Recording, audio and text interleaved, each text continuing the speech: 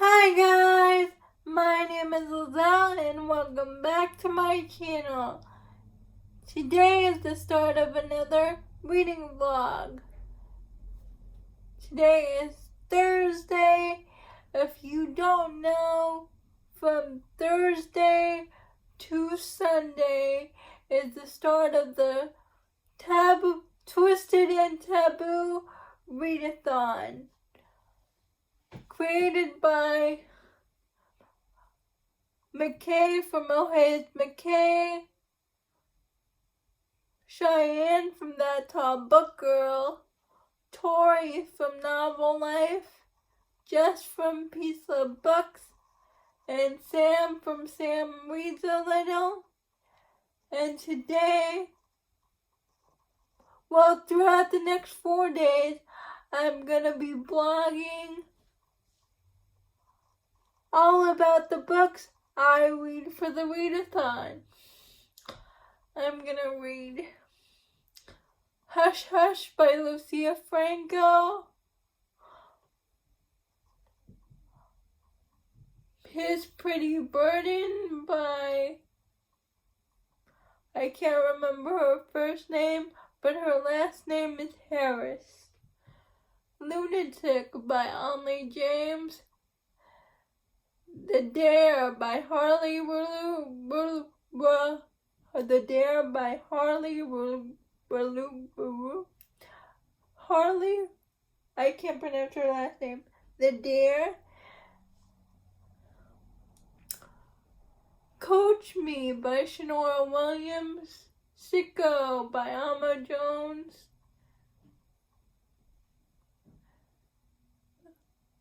Oh, and the group pick, His Obsession, or something like that, His Obsession. I'll leave the title up on the screen. So those are gonna be the books I read for the readathon. Please, I hope you enjoy this reading vlog, and I promise I won't make it as long as my off-balance reading vlog because there will be no spoilers for this vlog. I'm just gonna tell you what I think about it. I'll come back at you with another update. I hope you stick around and subscribe. Hi guys, I'm back. So it's Thursday night. I just finished His Pretty Little Burden, reading the ebook and listening to the audiobook of Sicko. His Pretty Little Burden is about this girl named Fawn who's looking for her father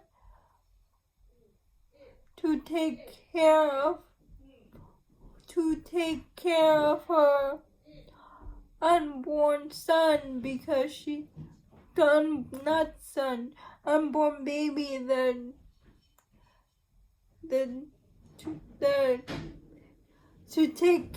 she's looking for her dad who's a mafia boss, and she wants her dad to take care of her baby because she had nobody else to turn to. Her mom died, committed suicide, and she was thrown into foster care, but her foster mother and her foster brothers were very mean to her, and trigger warnings for sexual assault because she was sexually assaulted. That's why she ended up pregnant. So please, before you read this book, please check your trigger warnings. So Clay, who's part of the Brafa, overhears Fawn. I believe her name is Fawn. Over here, Fawn says she's looking for her father. And her father turned out to be Clay's enemy, because her father was part of the mafia. He hurt Clay's sister-in-law and brother. So while Clay tells Fawn that he will take her to his father, he's really keeping her in his house for revenge. But Fawn doesn't know that. Eventually, through their forced proximity,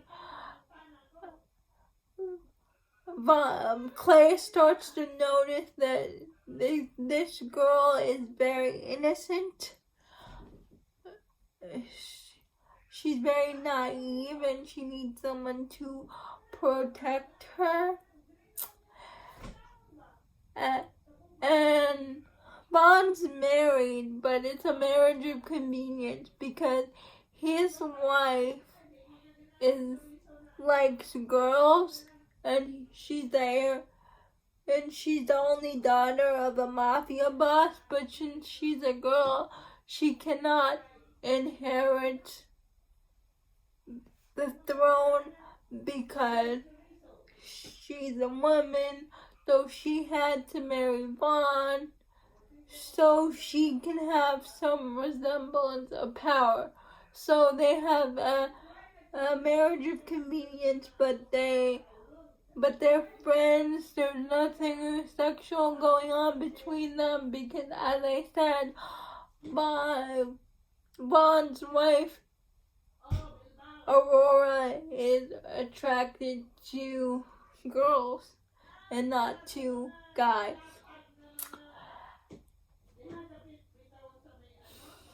At first, Bond thinks she's very annoying because she doesn't stand up for herself, she doesn't think for herself, but he notices that she's very submissive, and he likes that about her because he doesn't have that type of relationship with his current wife. He does, no woman he knows is very submissive. So that girl calls to his dominant tendencies, and Vaughn falls for her real quick, and she falls for him too. And when he finds out what happened to her at the hands of her foster brothers and why she ended up pregnant, let's just say Vaughn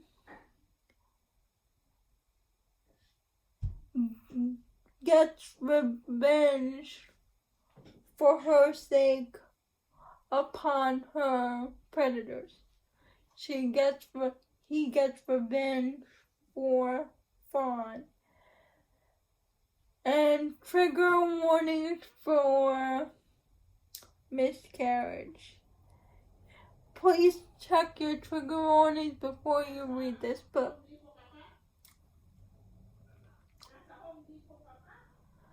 So that's his Pretty Little Burden, and that ends on a cliffhanger because she finds out that Bond knew what happened to her and everything exploded. So it's very interesting. I like it. Please go check out his Pretty Little Burden. That's book 1 I read for the readathon, and that covers Mafia, Captive, and Age Gap. For Motorcycle Club, I read Sicko. It is about Royce and Jade. Jade was adopted as a baby, and Royce has always been there to protect her, but Royce has always had feelings for Jade, so he's always there for her, but he has secret feelings for her, which he knows he can't have for her because they're step siblings because she was adopted. And she's there his whole life, but then when she's 15, an incident happened and Royce leaves out of nowhere. And then 4 years later, when she goes to college, she's in a very abusive relationship.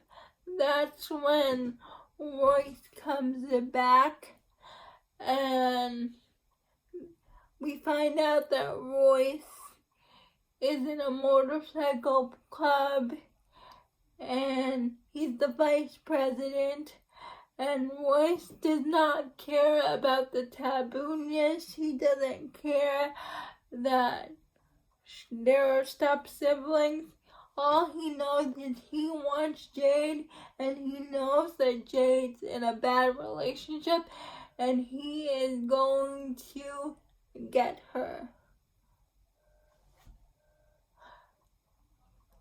And it's very twisty at the end. You'll never guess who Jade's the person who Jade's in a relationship with. You'll never guess. It's so twisted. There's so many turns. So if you like dark MC romance with this twist, I highly suggest Sicko by Amo Jones. I read this one because of Cheyenne from That's All Book Girl. I'll come back at you Friday with another. Hi, it's Sunday. It's the last day of the Twisted and Taboo readathon. I read Hush Hush by Lucia Franco, and that covers the daddy prom. It's about Aubrey, and she's going to school, and she's in New York, and she needs extra money. Her best friend, who works as an escort, tells her, "You should work where I work because that can give you the extra money you need." So she goes to where Aubrey works, and there's one rule at her current job, that you can't have a relationship outside relationship with the clients. But one day she meets Jamie, Javier or Jamie, I can't remember his name. This is the biggest age gap I read because she's 21 and Jamie's 50, I believe. But Jamie and Aubrey can't seem to keep things professional. But they haven't done anything intimate or anything, just stayed between the guidelines of the rules. One day, Aubrey's best friend has a party with her parents, and she volunteers to go with her best friend, and she finds out the guy who she's been seeing as an escort, Javier or James, or I can't remember his name, but he finds out that that guy is her best friend's father, and she tries to stay away from him, but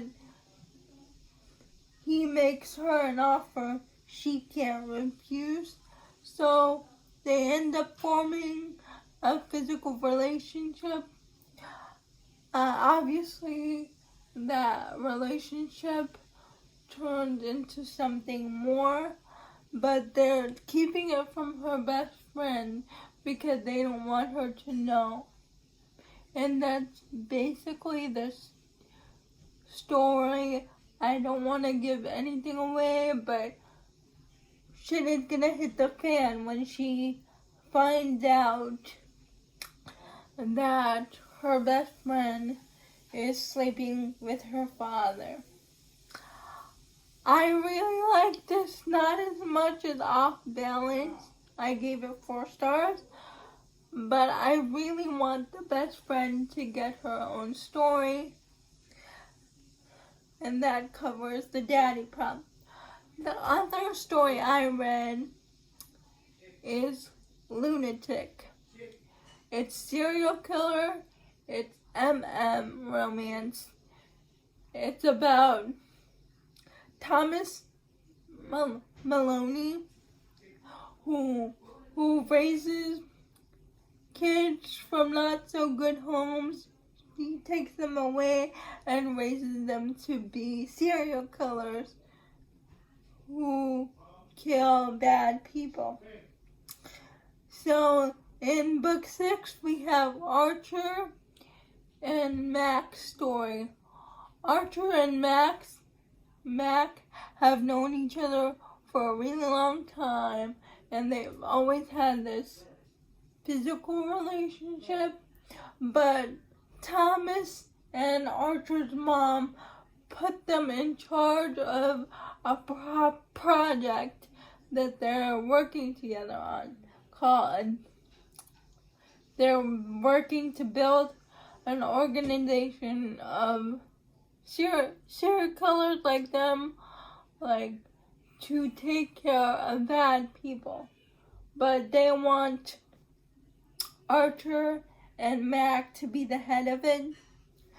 Things change in Archer and Mac's relationship when there is a hit put on Mac, and Archer's solution is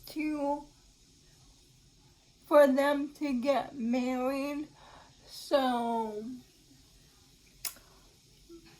Mac will be protected under Archer's name, Maloney, which is a very famous last name. So they get married. Obviously, their physical relationship turned into something more while they're stuck being married to each other. And throughout the whole book, they try and find out who's trying to kill Mac. I like this story. It's a very good balance between romance and mystery. It's it's called Lunatic, and it fits the serial killer plot. Then I read Coach Me by Shanora Williams. It's about a track star, Amber, who gets into a relationship with her track coach.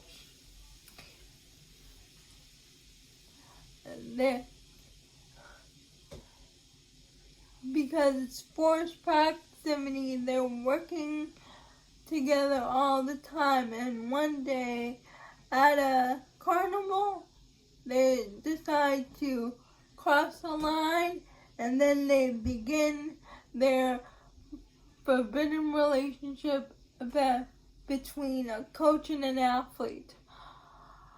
I gave this 4 stars. I liked it because it has the characters of Aubrey and her coach, but I felt like there was no angst. I mean, they found out about the relationship. He quit and got a job somewhere else.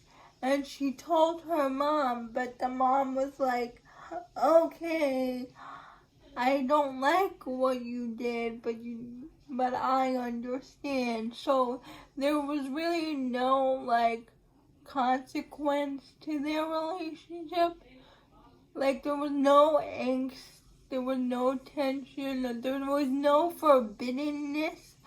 So I gave it 4 stars because people found out about the relationship and they were okay with it. So yeah, there was no angst. I wanted a little more when people found out about the relationship. The next thing I read is called Forbidden Obsession. It's a stalker romance. It's a novella. It's about Jacqueline and Rowan. Jacqueline is a plus size curvy woman, and Rowan goes to her yoga studio. Rowan has been following her for a long time.